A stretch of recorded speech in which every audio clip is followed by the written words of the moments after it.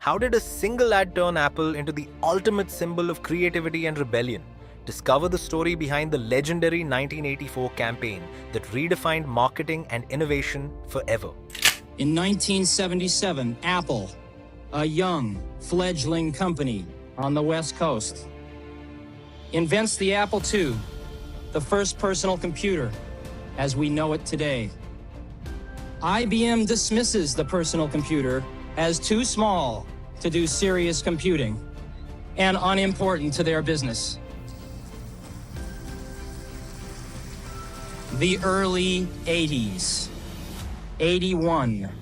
Apple II has become the world's most popular computer, and Apple has grown to a $300 million company, becoming the fastest growing corporation in American business history.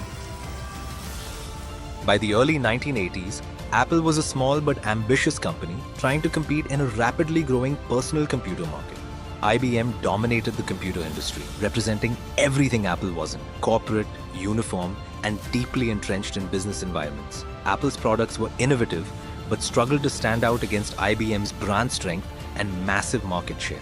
Apple needed a way to differentiate itself, not just as a company making computers, but as a brand that stood for something bigger: creativity, individuality, and rebellion against conformity.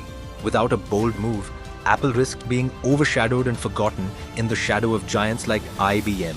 Apple's co-founder Steve Jobs recognized the need to redefine the company's narrative. The launch of the Apple Macintosh in 1984 presented the perfect opportunity to make a statement, and the 1984 ad became that statement. IBM wants it all and is aiming its guns on its last obstacle to industry control: Apple. Will Big Blue dominate the entire computer industry? The entire information age? Was George Orwell right about 1984? For a daily side, the first glorious anniversary of the information purification directives. Created for the first time in all history a garden of pure ideology, where each worker may bloom, secure in the pests of a contradictory thoughts. The unification of thoughts is more powerful a weapon than any fleet or army on earth. We are one people, with one will, one resolve, one cause. Our enemies shall walk themselves to death, and we will bury them with their own religions. We shall prevail. On January 24th, Apple Computer will introduce Macintosh. And you'll see why 1984 won't do like 1984. Now you might wonder what's so special about this ad. Well, it didn't just sell a product, it redefined an entire era of marketing.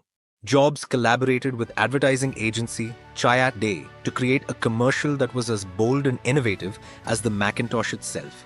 The ad, inspired by George Orwell's novel 1984, depicted a dystopian world ruled by Big Brother, symbolizing IBM, with a lone heroine representing Apple, smashing the oppressive system with a sledgehammer. Directed by Ridley Scott, the ad cost $1.5 million, a staggering amount for its time. The stakes were high. Failure would be disastrous for the Macintosh's launch and Apple's future. The ad aired only once, during the Super Bowl XVIII in January 1984, but it became a sensation, instantly positioning Apple as the rebel of the tech industry. The ad didn't just sell a product, it sold an idea: that Apple was a brand for thinkers, dreamers, and innovators who dared to challenge the norm. The ad broke away from traditional tech commercials, which focused on technical specifications. Instead, it evoked powerful emotions of liberation and individuality. Viewers didn't just see a computer, they saw a movement that resonated with their desire to break free from conformity. Apple positioned itself as the antithesis of IBM, appealing to creative individuals and independent thinkers. This identity would define Apple's marketing for decades to come. Thanks for watching. Please like, share, and subscribe for more business insights. Until next time, stay inspired and stay creative.